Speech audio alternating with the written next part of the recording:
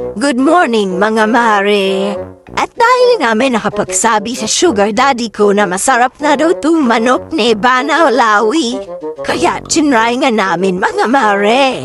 Dahil gusto ko rin matikman ang manok ni Ivana. Kaya, napabili kami sa 5-star chicken inasal ni Ivana Olawi.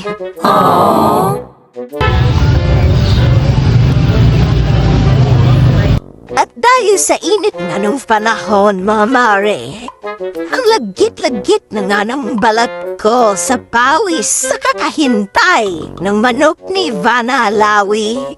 Gigil na gigil matikman, mga mare.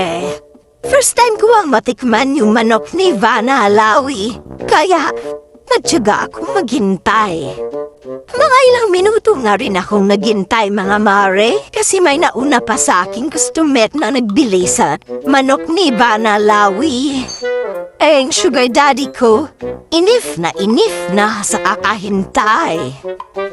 Isusumbong ko talaga kayo kay Ivana Olawi pag ginawanan niyo akong dalawa. Sige, iwanan niyo ako. Sumbong ko kayo kay Ivana. Sige na nasulong laki-laki. Kita ang paa.